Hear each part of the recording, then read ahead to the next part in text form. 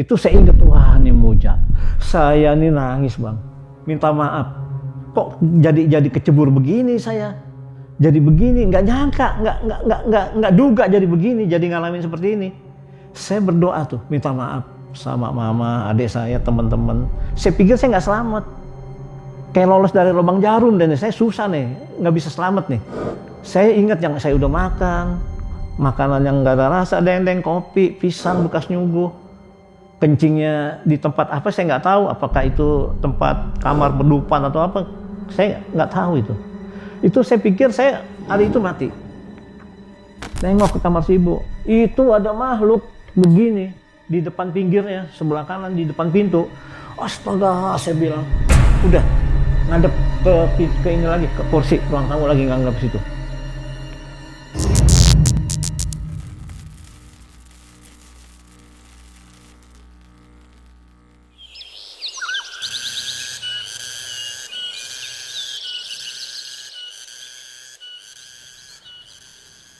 Dek, sini mampir. Oh iya Bu.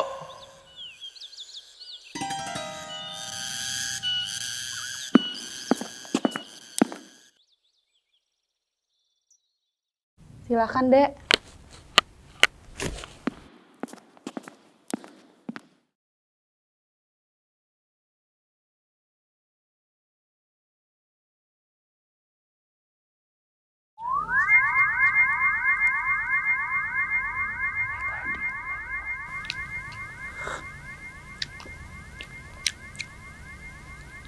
Kok rasanya aneh ya?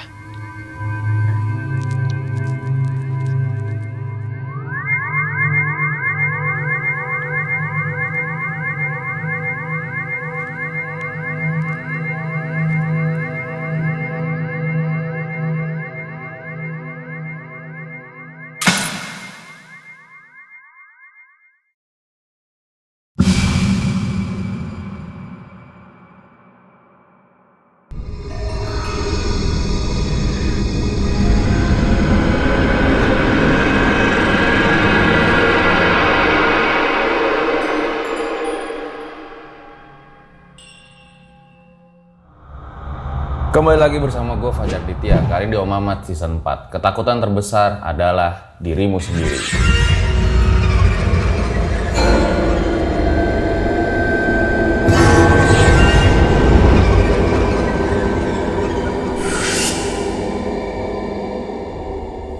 Ya guys, dari kemarin itu karena banyak banget yang request supaya gue angkat cerita horor di gunung lagi. Makanya gue penuhi nih request dari kalian semua. Nah, pada kali ini ada seorang senior nih yang mendaki Gunung Gede di tahun 82. Nah, seperti biasa juga kalau di RJ5 itu nggak ada setting-settingan.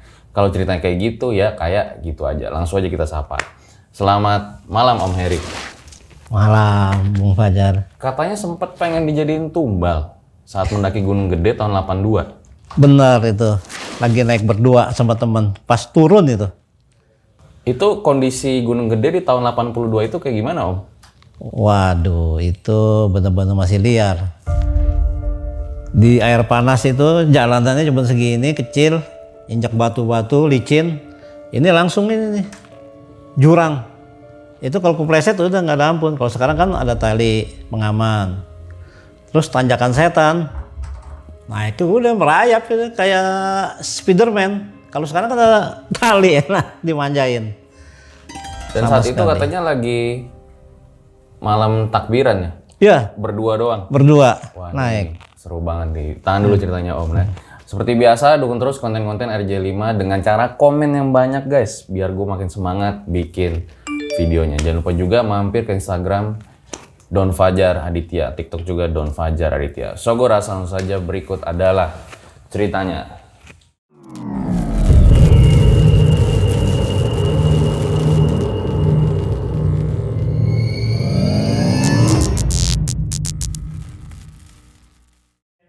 Ya, Om Herik boleh diceritain awal mulanya seperti apa? Ya, jadi malam takbiran saya punya niat mau naik Gunung Gede. Cuman karena besoknya Lebaran kan teman-teman saya banyak yang nolak. Akhirnya saya ajak teman yang orang Bali. namanya Nyoman. Itu teman semea saya, tapi rumahnya deket. 2 hari sebelum malam takbiran saya ke rumah dia. Dia ada di rumah lagi makan, ada ibunya.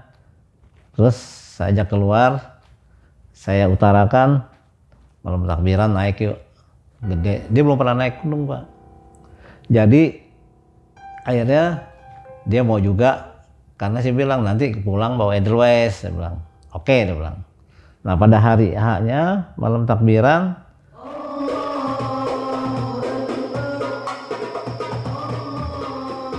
saya berkemas, prepare. Nah itu berangkatnya malam, karena kalau sore itu nunggu datang tetangga tuh, bawain ketupat, opor, semur. Nah itu saya bawa tuh, banyak tuh tetangga pengen ngasih. Nah, jadi saya nggak perlu bawa kompor. Lagian juga saya mau tektok. Terus dari Tanah Abang kita naik bis ke Cililitan. Naik berdua itu kira-kira itu jam 7 malam. Naik sampai Cililitan kita ke nyambung lagi. Naik bis yang ke arah Bandung via Puncak. Turun di pertigaan Cimacan. Nah itu udah jam 9 malam ya.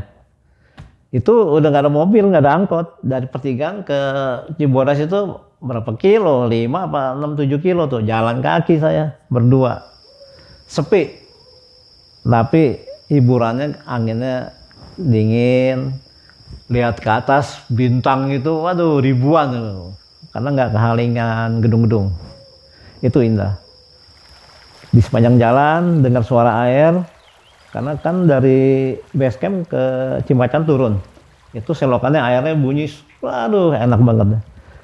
Nah kalau udah lelah kita istirahat, tidurannya di rumput itu sambil lihat bintang. Jalan lagi, kalau udah puas tiduran, itu lihat kunang-kunang tuh. Sekarang mungkin udah nggak ada, Bang Fajar. Kunang-kunang indah banget tuh di pinggir-pinggir sepanjang jalan tuh. Akhirnya sampai base camp sepi karena memang malam takbiran. Di tahun 1982 kondisi base camp kayak gimana Om? Dia hanya pos doang. Terus pintu masuk itu dia jual tiket. Dari pagi jam 8 sampai jam 5. Oh, naik malam, kebanyakan orang naik malam. Dan zaman dulu kalau ramenya itu pas liburan anak-anak sekolah. Kalau sekarang kan weekend, hari biasa udah rame, pasti ada yang daki. Kalau dulu nggak ada. Akhirnya saya jam setengah 12 naik.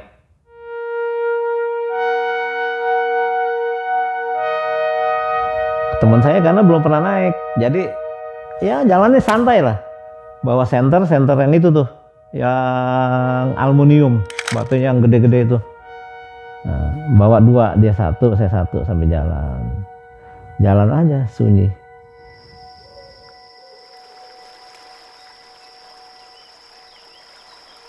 Nah, setelah jalan itu kalau di air panas itu kecil jalannya. Saya bilang hati-hati man. Karena saya ngeri itu kalau malam itu sepatu pasti diinjak air panas itu. Wih, kalau namanya kontrasnya dingin kena air panas, loncat kaki kita. Karena kalau jatuh itu nggak ketulungan, Bang Fajar. Itu jurang, air panas itu jurang. Kalau sekarang kan ada tali pengaman. Udah lewat situ saya tenang batu, jalan sampai udah jam 6-an dah, sampai kandang badak. Saya jalan terus. Di pertengahan jalan, ya kira-kira 1 jam saya sadar ini kok areanya lain, medannya bukan ke Gede, ini ke Pangrango nih. Memang nggak ada petunjuk dari kandang badak itu, harusnya ada petunjuk ke Gede, agak ke kiri, kita ke kanan Pangrango. Ya udah naik terus. Dari atas ada orang pemuda 1 turun. Saya tanya, Bang, ini jalur ke Gede apa Pangrango Bang? Pangrango, no Gede no katanya. Diunjukin, emang kelihatan jalur itunya tuh yang atasnya puncak Gede itu dia agak putih tuh, berkapur, kelihatan. Udah naik Pangrango aja lebih tinggi. Kapung ngapain bawa air berat? banyak air di atas, dia bilang. Nggak apa-apa bang, dia bilang. Ya udah turun udah, kita jalan lagi. Sampai Pangrango itu jam setengah 10, jam 10. Jadinya ke Pangrango malah? Ke Pangrango nyasar. Karena udah tanggung, balik lagi udah. Saya belum pernah ke Pangrango, kalau gede udah 9-10 kali lebih. Pangrango belum pernah. Ya mungkin juga disuruh ke Pangrango kali. Itu juga saya bingung itu. Kasihkan jalan, padahal udah siang, udah remeng-remeng jam 6. Kenapa bisa ke Pangrango? Karena nggak ada petunjuk, nggak kayak sekarang. Udah naik. Itu dari bawah sampai atas nggak ketemu orang, cuma ketemu dari Pangrango itu turun 1 orang. Dia juga nggak bawa ransel, kayaknya dia tektok.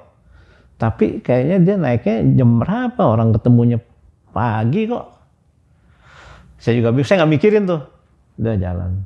Sampai puncak Pangrango, nggak ada Edelweiss. Saya belum tahu. Harusnya saya melintir lagi lewat setapak karena ketutup. 82 itu masih di jalur juga pohon-pohon besar banyak bang, tumbang. Kita loncatin, kalau nggak molos carrier mesti dibuka, kalau nggak nyangkut. Itu benar-benar berdua sepi, hening, nggak ada apa-apa. Teman saya marah, nggak ada Edelweiss. Saya nggak tahu, rupanya ada Mandalawangi, saya nggak tahu. Itu tempatnya indah juga, saya nggak tahu. Di situ cuma kita makan sebentar, ya kira-kira setengah jam lah, turun lagi. Nah, teman kan bawa ini kayu tuh, ketemu dia naik begini, dia pukul-pukulin tuh pohonan tuh. Dia bilang kecewa katanya, nggak ada apa-apa Pangrango. Turun. Oh di situ temennya kecewa, akhirnya pohon-pohon dipukulin sama dia. Pukulin pakai kayu gitu. Di atas tuh. Turun lagi, kira-kira sejaman lah. Masih ada ketupat nih, makan lagi. Dia memang orangnya tukang makan, di rumah tukang ngabisin nasi, rakus. Makan, udah selesai, dia mau BAB bang. Saya bilang jangan di jalur, agak ke pinggir, kamu gali. Nanti kalau udah BAB tutup lagi pakai tanah, jangan sampai keinjak orang. Saya bilang iya, udah BAB jalan lagi. Sepi itu Pangrango dulu, aduh kadang-kadang pokoknya lebat, matahari nggak tembus.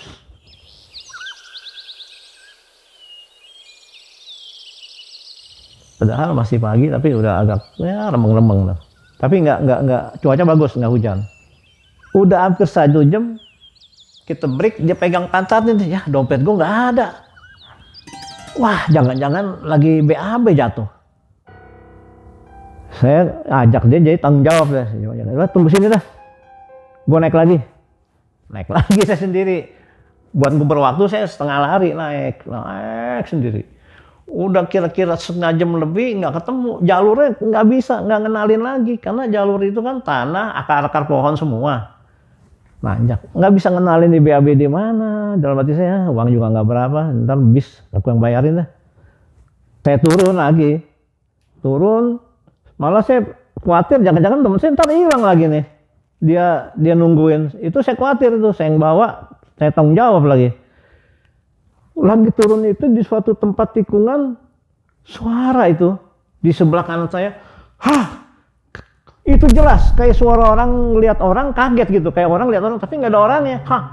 Itu saya berhenti, saya lihat di kanan, semak-semak, pohon pakis, nggak ada apa-apa. Ini bunuh diri. Saya percepet dah langkah saya lari cepet dah. Takut juga saya. Untung teman saya masih ada, dia lagi pegangin kayu, lagi ngeliat ke atas saya. Saya lega tuh lihat teman saya masih ada. Lanjut saya kembali turun lagi. Situ bilang dompetnya nggak ketemu gitu. Dompetnya nggak ketemu. Saya bilangin, dia bilang ya nggak apa-apa lah. Saya bilang mungkin waktu sebelum naik kamu BAB di kali, mungkin jatuh di situ malam gelap.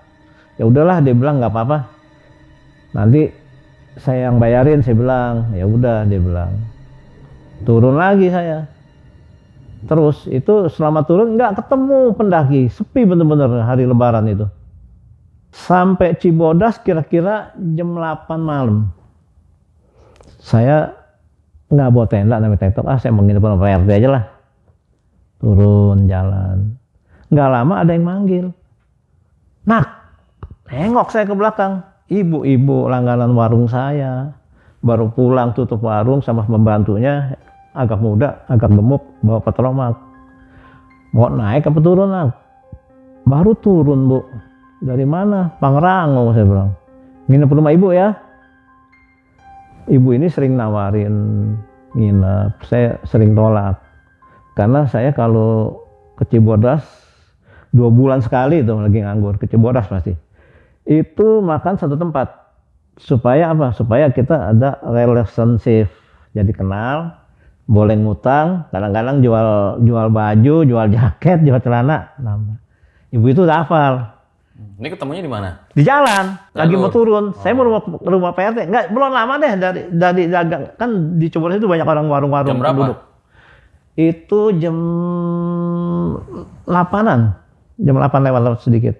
Pulang. Malam. Iya Bu, saya bilang. Boleh, repot itu enggak. Turun. Itu kira-kira 25 menit sampai rumah si Ibu. Dia dari jalan raya Cibodas turun, tanahnya nggak rata, jadi rumahnya panggung. Karena tanah dia nggak rata, rumah panggung papan. Naik nih begini, langsung ruang tamu. Kamar, saya perhatiin kamar dari luar nih, sebelah kanan. Depan nggak ada ruang tamu, kamar si Ibu. Terus ini ruangan, ini bangku, meja. Ibu itu, saya nggak fokus tuh ke si pembantunya itu, tahu-tahu udah nggak ada. Ibu itu yang ngelayanin saya. Kok bukan pembantu yang ngelayanin ya? Dia gelar tikar, dia keluarin makanan. Wah, saya bilang terima kasih deh rezeki. Itu kiri kanan rumahnya apa?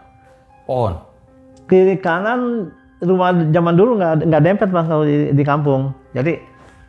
Jadi rumah orang jauhan lagi sini, ini jauhan lagi. Itu kayak kebun-kebun aja ya? Kebun, jadi kayak jalannya begini, ngegundok gini. Tapi itu jalan, mungkin dibawa lagi dari rumah.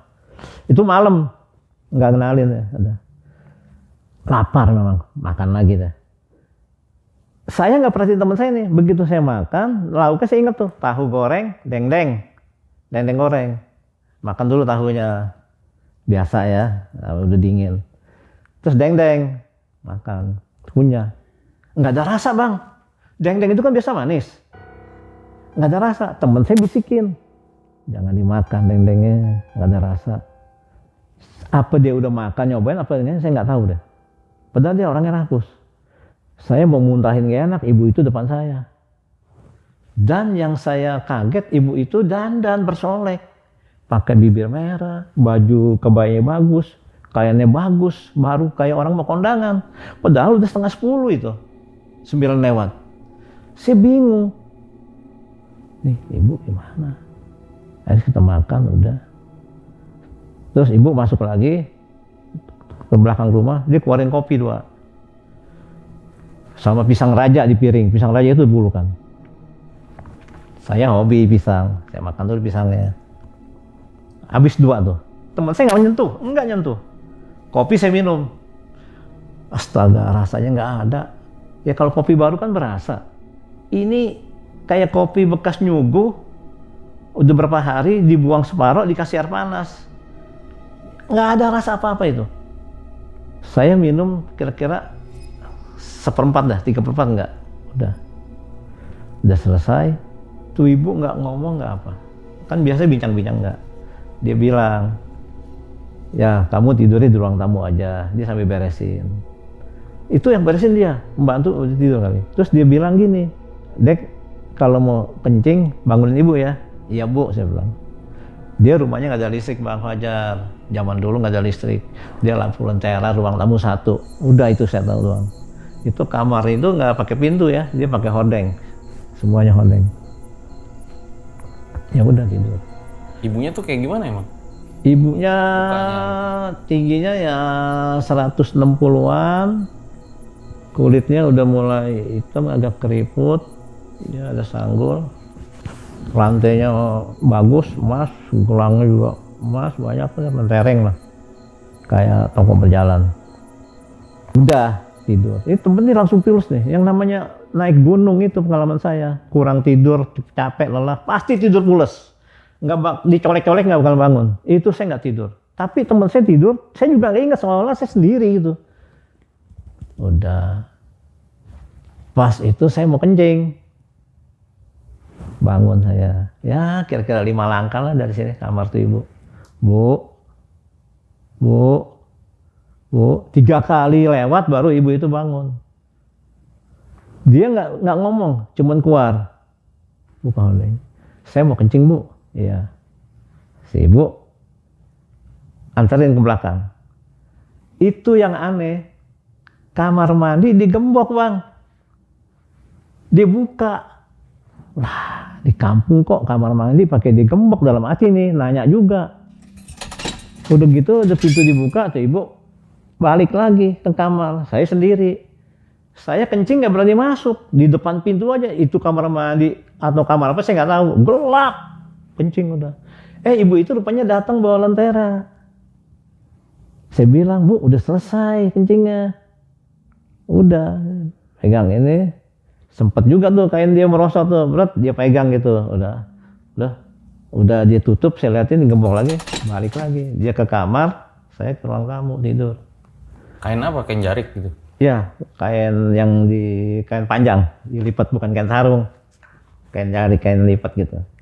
Tapi ibu itu nggak ngomong sepatah kata. Jadi saat dari menjamu itu di rumah diem doang?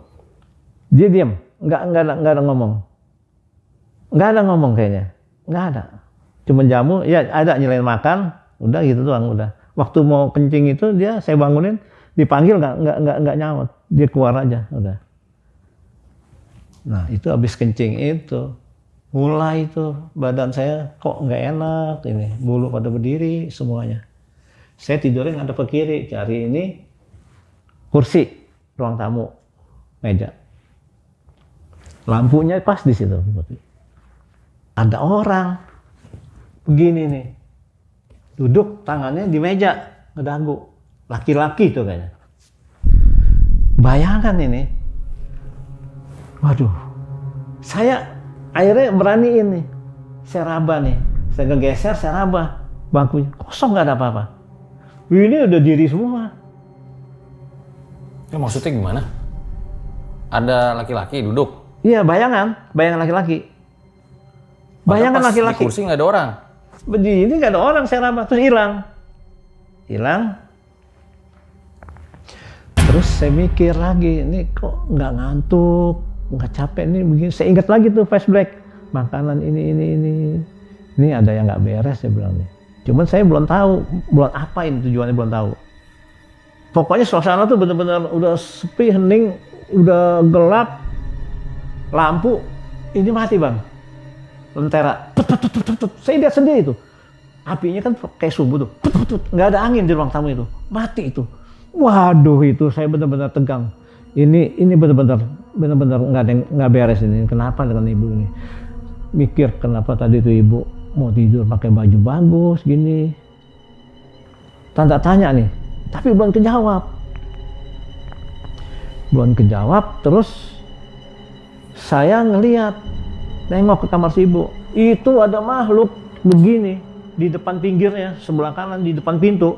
Astaga, saya bilang, udah ngadep ke ini lagi, ke kursi ruang tamu lagi, nganggap situ. Makhluknya kayak gimana, Pak?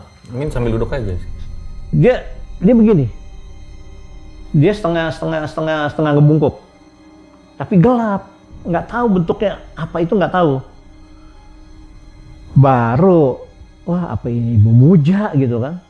Karena sebelumnya kan kalau kita naik gunung kan, kalau kita rumah penduduk, kalau ketemu anak-anak camping lain tuh ada bilang, kalau ada Muja begini gitu kan. Kalau gunung gede itu si rumahnya kan macan. Katanya. Prabu Siliwangi. Nah, kalau Pangrango tuh, ada orang kampung itu bilang, Pangrango kalau naik ada cewek cantik, ngajak kawin jangan mau, enak ya. Itu ular, dia bilang. Ingat itu.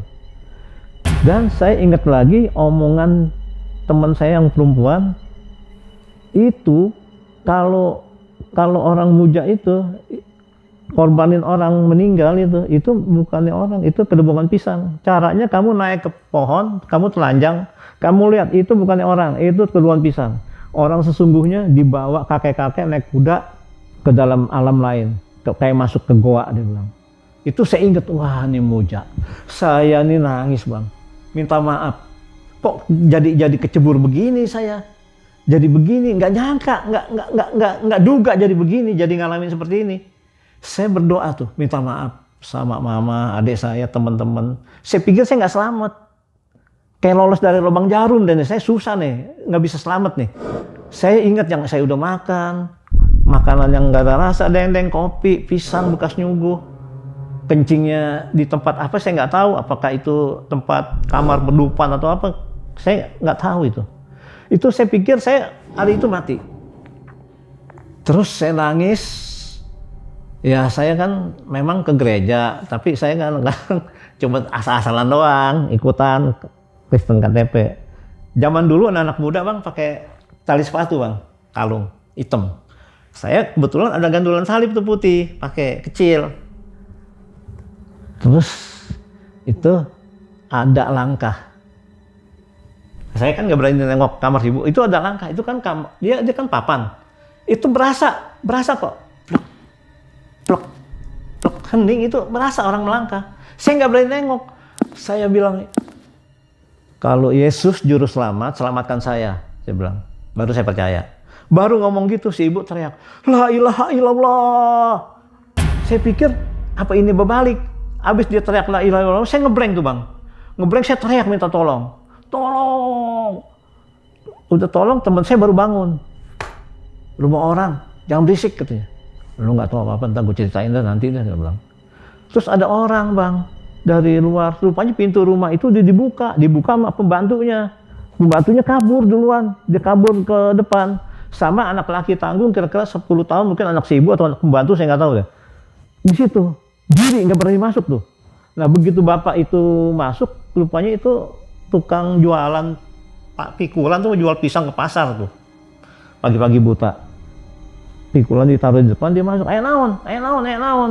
Soalnya teriak pada saat itu. Saya teriak, pintu dia buka, bapak itu bisa masuk.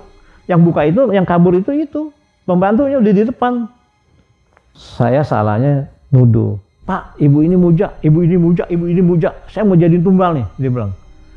Akhirnya si bapak ini juga dia kesima, si ibu juga kesima. Akhirnya ngomong Sunda berdua. Nah, ini kan hari Lebaran, suami ibu ini udah meninggal, jadi dia datang, bukannya muja, suaminya datang katanya, gitu doang. Udah gitu si bapaknya permisi, terusin jualan lagi, udah. Nah terus gelar kan tidur di tikar tuh, ibu itu ambilin air putih pak, air putih di gelas, dia baca-baca, saya suruh minum. Saya pikir nggak enak nih nolak nih, saya kenain bibir aja, kenain bibir dikit, soalnya minum saya taruh. Itu kenapa nggak lama, itu tikar itu ngelisut, rupanya kaki teman saya itu giniin tikar nih, jadi jatuh, terbalik air putihnya, nggak keminum, tikarnya ketarik gitu, rupanya teman saya tarik pakai kakinya, tikarnya tumpah, nggak keminum. Alhamdulillah saya bilang nggak keminum lah. Ibu itu ke belakang ngambil anglo, pedupaan. Jadi ada asap, mungkin campur arang, campur menyan, campur apa, saya nggak ngerti ya. Itu pala saya diputerin 7 kali. Saya diam aja. Saya bilang, apa yang kamu lakukan, saya udah nggak bakalan bisa diapain lagi. Terus diputar 7 kali, udah azan tuh.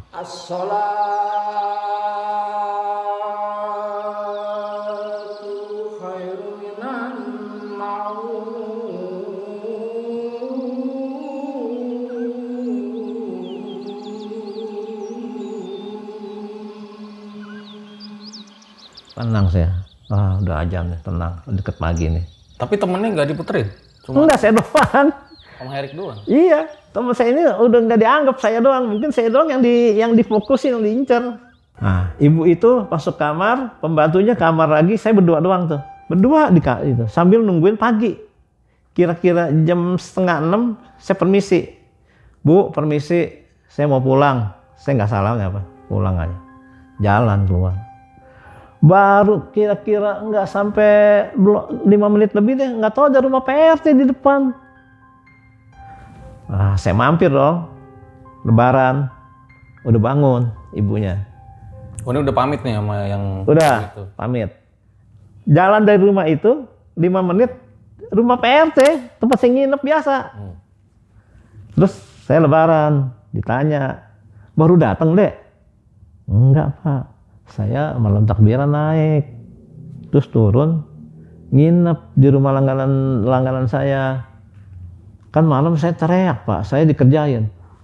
Kamu yang teriak, dia bilang. Bapak dengar, tapi suaranya jauh. Nggak di sekitar sini, jauh. Bapak dengar itu teriakan itu, bangun. Ibu juga dengar. Ngomong Sunda dia berdua. Ibunya keluar. Saya perhatiin tuh Bang. Di rumah dia tuh 2 pintu tuh, rumah RT. Depan sama belakang. Itu tiap di belakang pintu ada kapur putih, sirih, tanda tapak jalak. Palang. Kapur putih. Itu ternyata buat, dalam hati saya tahu. Buat nolak bala. Di belakang pintu. Nggak lama masuk bapak-bapak pakai ikan sarung, itu pakai pici, ngomong Sunda baik. Masak air di dangdang, kan pakai kayu api itu, masak di dapur. Saya dibacain, dia rupanya manggil kayak paranormal, orang pintar. Dibacain, suruh minum, ngomong Sunda. Nah, jadi orang pintar ini ngomong sama PRT, pada saat kejadian anak ini ada bayi meninggal. Lah, saya kaget dong. Untuk apa orang pintar ini nyerita ada bayi meninggal? Jadi saya berpikiran apa ini ganti nyawa saya? Wah, kalau gitu saya merasa dosa juga. Saya nggak, ini jatuhnya ke bayi. Itu pikiran itu saya, pikiran. Terus? Tapi kan bisa aja kebetulan kan? Bisa kebetulan. Tapi lain RT. Makanya RT ini nggak tahu. Jadi dekat tinggal yang ini, yang orang yang dipanggil ini, kayak macam orang pintar dekat rumah dia. Wow, alam dah itu ya. Terus dia pulang, orang pintarnya. Terus saya udah lama, udah sejaman dah. Saya permisi, Pak RT saya mau pulang. Nggak boleh pulang.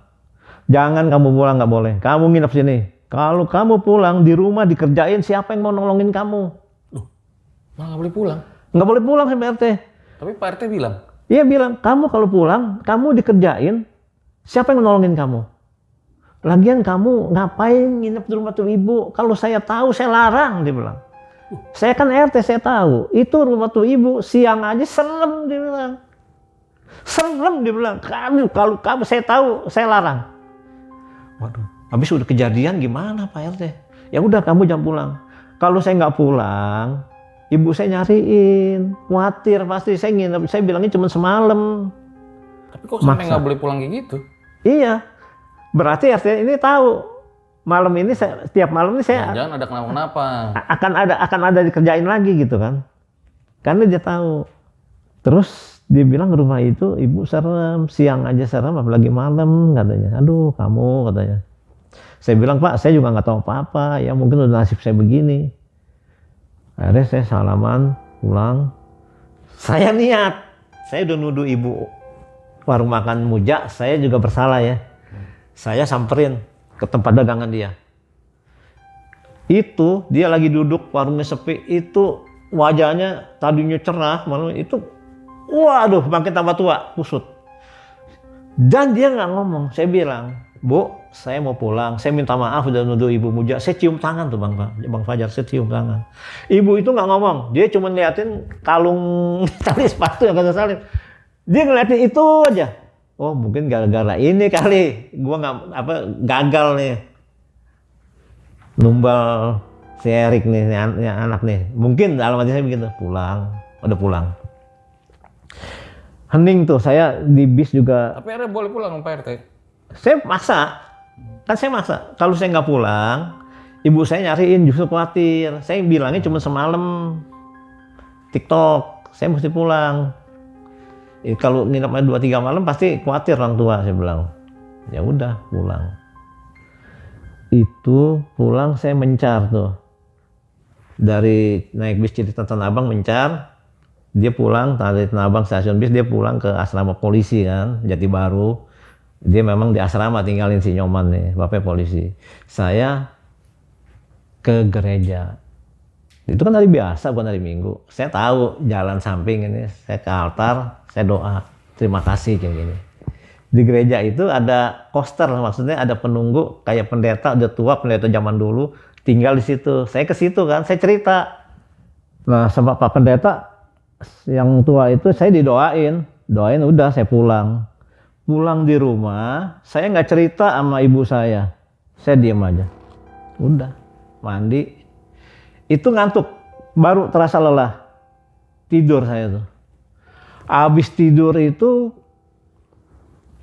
terus jam 2 kalau nggak salah, jam 2 dini hari itu saya terbangun, serangan datang lagi itu. Saya ngeblank itu, saya teriak minta tolong. Itu malam pertama. Maksudnya serangan gimana, Pak? Kayak ada yang datang, cuma nggak kelihatan. Itu burung perkutut. Saya kan punya burung perkutut 2 dari kakek saya tuh dari kampung. Itu gelebek-gelebek. Di kamar? Iya, saya taruh di dalam rumah. Gelebek-gelebek itu burung. Itu datang, saya teriak. Minta tolong, baru ibu saya bangun, tetangga saya juga dengar, cuman nggak ada yang ke rumah. Saya, lu ngimpi? Dia bilang, saya diam aja udah, saya nggak cerita. Malam keduanya, Sebentar, rasanya gimana emang? Malam pertama. saya ngeblank. Waktu datang itu saya ngeblank kayak yang di rumah si ibu itu ngeblank. Saya teriak lagi minta tolong. Itu ibu saya bangun, adik saya bangun. Ada yang dilihat apa nggak ada? Nggak ada lihat apa-apa. Nggak ada apa. Cuman memang hawa doang. Hawanya kayak hawa gimana ya? Kayak beda kalau ada hantu iya. gitu kan suka beda tuh. Hawanya beda. Saya juga ngeblank itu. Ngeblank ya nggak sampai 5 menit terus saya sadar lagi. Bu saya bilang, lu ngimpi, ngigo? Enggak, dia bilang. Kok teriak-teriak? Saya diam, belum cerita. Malam kedua begitu lagi, Bang. Tetangga jadi tahu. Besoknya saya cerita dah kejadiannya sama tetangga, sama mama saya sampai dengerin dah ibu saya tuh. Udah. Nah. Malam ketiga datang lagi serangan. Teriak lagi minta tolong. Akhirnya tiap malam teman-teman saya tuh anak-anak Betawi tuh yang seumuran saya tuh 20 tahun begadang di rumah saya. Tiap malam tuh ada 8 orang 7 orang udah begadang. Ya kalau itu pada main gaple, lu nggak tidur. Malam kedua, malam ketiga yang dirasa sama, blank. Tiap datang itu blank. Itu hawanya beda. Nah, itu kalau lagi diserbu serangan datang, itu anak-anak muda itu pada bawa bata tuh. Jadi dia dengarnya minta tolongnya bukan di rumah saya, di luar, jauh. Jadi dia ngudak-ngudak, ada yang bawa bata lari ke sana ke sini. Dalam hati saya, lu mana bisa nyambi setan, mana kelihatan, gak lucu juga. Nah, terus malam berikutnya serangan datang, ya namanya orang tua ya, taruh sapu lidi, taruh gunting dekat ranjang saya kan tidur di ranjang besi. Itu serangan datang, teman saya ngambil gunting mau nusuk saya. Dipikir setannya di dalam saya kan, dia mau nusuk, saya pucet, saya sadar tuh lagi ngeblank itu saya sadar loh, kok gue mau ditusuk. Untung dipegang sama teman yang lain, ditarik. Besokannya mama saya nggak taruh gunting lagi, takut.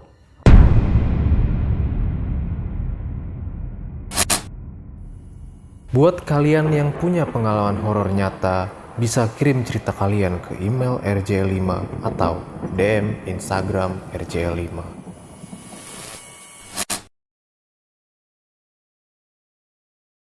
Nah, malam berikutnya ada yang aneh lagi Bang Fajar. Begitu serangan datang, tetap burung saya tuh kelepek-kelepek.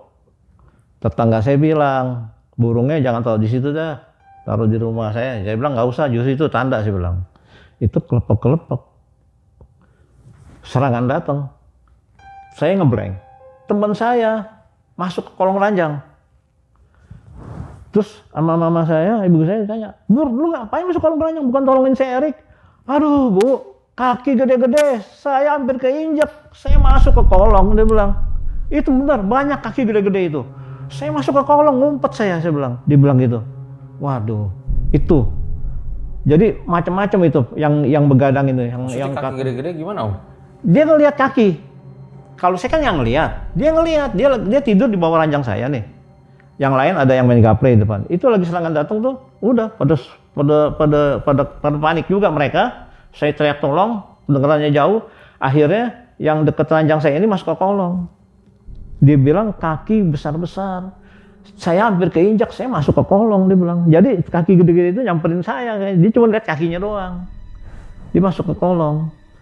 Nah anehnya kalau pagi siang tuh saya biasa, wajar, biasa. Cuman saya nggak bisa makan tuh selama 10 hari tuh saya badannya makin kurang drastis. Makan muntah. Akhirnya dibawa ke orang pintar. Dekat rumah saya ada bapak-bapak. Saya ditanya sejarahnya gimana. Saya ceritain kan. Kamu naik gunung nyari ilmu? Enggak, Pak.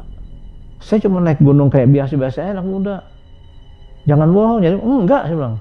Akhirnya bapak itu ambil keris, masukin di gelas, baca-baca tuh. Saya suruh minum. Habis minum itu baru saya bisa makan. Tubuh saya berisi lagi. Dan saya berpikir, saya punya pikiran, ini kayaknya nih 40 malam nih, baru hilang nih. Benar-benar 40 malam itu saya dikerjain. Tiap malam itu. Untung teman-teman saya setia, untuk begadangin. Tiap malam. 40 malam baru hilang. Hilang sendiri aja. Enggak, tapi sempat ngomong ibu, cerita katanya mau jadiin tumbal. Ya kan cerita, waktu malam kedua itu saya teriak-teriak minta tolong, malam kedua paginya, siangnya tetangga pada dengerin. Cerita. Kenapa sih? Kok 2 malam teriak-teriak katanya. Cuman teriakannya emang nggak dari rumah sini, kayaknya jauh. Oh rupanya si Erik yang teriak. Nah, akhirnya saya cerita kejadiannya. Dan juga ada orang situ, ibu-ibu, untung nggak kejadian. Kalau kejadian si Erik bisa tiap hari ke sono. Maksudnya dipikir saya berondong. Tuh ibu sama saya kali. Pikiran dia. Oh. Jadi orang asumsi lain-lain. Kalau saya bilang sih bener yang Pak RT itu ngomong. Malam kamu kalau dikerjain siapa yang nolongin. Jadi RT itu kenapa dia bilang gitu ya? Dia udah tahu, kan itu warga dia. Orang tetanggaan sih. Saya keluar belum jalan 5 menit. Nah ini rumah RT saya bilang. Jadi RT itu udah tahu, makanya saya ditahan. Kenapa mau dikerjain ya? Makanya saya ditahan Bang Fajar, saya ditahan. Nanya nggak sempet? Hah? Kenapa kok saya dikerjain gitu? Saya nggak nanya itu, karena saya juga dulu masih remaja umur 20-an ya, jadi nggak kepikiran itu. Memang yang saya dengar ada omongan, ibu itu juga bisa nyembuhin orang-orang yang sakit, anak-anak yang sakit, dia bilang suka minta obat ke situ. Nah itu saya dengar dari Ibu RT atau PRT itu ngomong gitu. Itu saya dengar selentingan itu. Nah, sama yang orang pintar ini pada kejadian jam yang sama kamu teriak itu kan ditanya teriaknya jam berapa. Itu tetangga dia bayinya meninggal, nggak sakit. Dia ngomong Sunda, saya dengerin. Saya jadi ketanam. Waduh kalau benar berarti dosa banget saya. Ya. Nyawa saya ditukar bayi gitu kan. Saya kepikiran itu. Akhirnya jadi selama 40 malam itu teriak-teriak terus ya? Teriak. Itu antara jam 2 sampai jam 3 kejadiannya. Pokoknya kalau jam 2 jam 3 itu pasti datang. Tiap malam itu, 40 malam. Saya udah tebak nih. Udah malam ke-20. Wah, ini mah jangan-jangan 40 malam ini dikerjain begini terus. Iya, saya bingung itu. Suasananya berubah gitu ya. Tapi nggak lihat ada penampakan, justru temennya, tetangganya yang lihat. Teman saya yang lagi tidur itu dia ngelihat jelas. Dia masuk ke kolong, yang lain pada kabur, pada bawa batu keluar. Dia sendiri masuk ke kolong. Tapi ibu sempat diganggu juga apa enggak? Ibu enggak. Cuma saya doang. Itu sih juga bingung gitu. Kenapa bisa 40 malam bisa begitu? Apa betul saya mau ditumbal terus atau gimana saya nggak ngerti. Yang jelas saya ngelihat makhluk benar-benar di depan si ibu begini. Itu saya sampai maksudnya gede. Dia kayak bentuknya seperti orang juga kan ya, bentuknya setinggi seperti orang, cuman dia begini nih, ngungkup gini, ngeliat ke saya nih gini.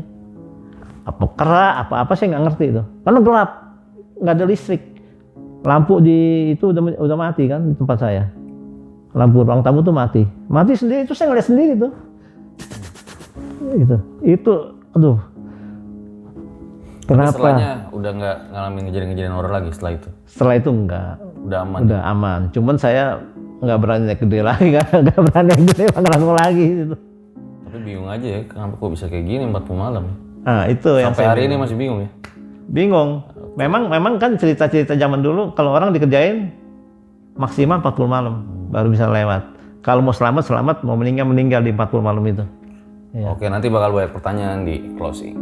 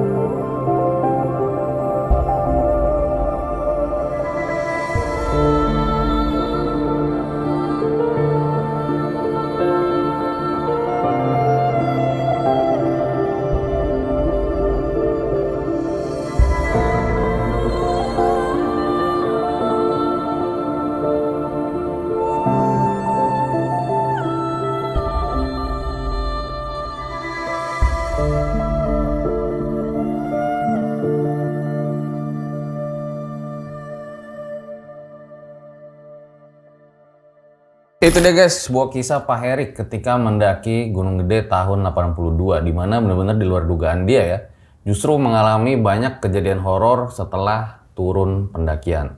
Nah, langsung aja kita tanya-tanya nih. Om, pada saat itu pas ibu tahu katanya Om Heri ini pengen ditumbalin, apa kata-kata ibu tuh? Ya, ibu sih khawatir. Dia kadang-kadang tuh ya, kalau tidur saya deket ibu tuh lebih tenang hati saya, lebih adem gitu. Padahal jarang tuh. Jadi tidurnya kadang-kadang deket ibu gitu, sesaat gitu. Terus saya pulas, ibunya pindah. Nah, teman-teman yang begadangin tuh, yang jagain teman-teman saya tuh, anak-anak pemuda. Iya. Segitu ya rasa kasih sayang ibu ya untuk melindungi pada saat itu. Iya. Oke. Tenang, benar. Kalau deket ibu tuh, hati jiwa saya tuh tenang gitu tuh, teduh. Gitu. Ya ibu saya juga nggak tahu mau berbuat apa lagi. Ya mungkin dia berdoa, kita nggak tahu ya dalam hati ya untuk pertolongan anak, tapi ya alhamdulillah puji Tuhan saya bisa melewati 40 malam itu. Istilahnya kalau orang sakit tuh masa kritis lah, mau kena kecabut mau bebas masa kritis 40 malam itu. Tapi apa sih Om sebenarnya yang paling dikangenin gitu ketika mendaki gunung tahun 90-an, 80 90-an? Ya itu memang jiwa saya itu memang seneng ya daki gunung ya, seneng banget. Itu 2 bulan sekali saya bisa di Cibodas, 2 bulan sekali. Ya naik gunung itu nggak ada sorak-sorak, kita sampai puncak nggak ada yang tepuk tangan, cuman ada kebanggaan diri. Nah zaman dulu memang saya agak nakal, bawa Edelweiss. Itu di Surya Kencana benar-benar padang Edelweiss benar-benar. Itu kalau kita datang kabut tuh itu jarak 2 meter lah, kecuali dia pakai jaket merah, kuning yang warnanya itu baru kelihatan. Gitu. Tapi dulu benar itu benar-benar liar ya. Kita yang namanya tanjakan setan itu ada tali webbing, sekarang itu saya merangkap.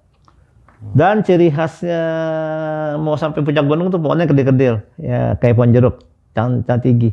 Dan nafas bukan tengkul aja yang tanjakan setan tuh 2-3 kali langkah stop. Nafas itu kedengeran nafas kan? Nafas itu benar-benar cuci paru-paru. Tapi setelah itu masih tetap mendaki gunung kan? Setelah kejadian ini? Pas kejadian itu saya nggak naik Gede lagi, nggak naik Pangrango lagi, nggak berani. Gunung yang lain naik?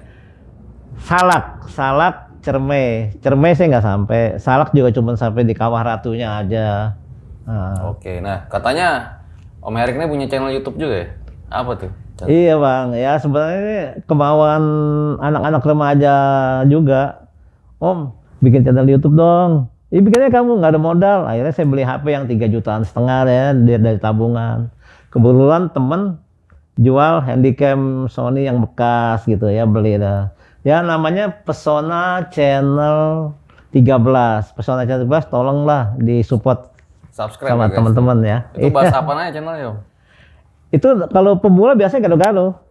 Oh apa aja? Tadi mau niru Bang Fajar. Ya cuman ceritaan saya doang, tapi ceritanya berantakan. Yang ini agak terarah karena hostnya kan pengalaman. Aduh, enggak lah. Itu jangan lupa guys, di subscribe channel Pesona Channel 13. Terima kasih banyak. Oke, thank you Om Heri ya, udah bercerita di RJ5. Nah, gue sebagai inspektur horor tragedi akan menyimpulkan kisah pada kali ini.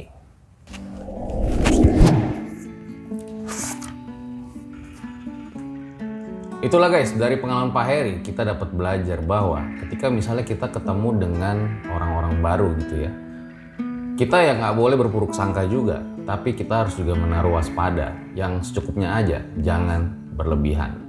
Dan gue sebagai inspektur horor tragedi pada kali ini akan menyimpulkan kisah ini bikin merinding. Jangan lupa komen yang banyak di bawah biar makin semangat bikin videonya. Gue Fajar Aditya, RJ5, undur diri. Ciao.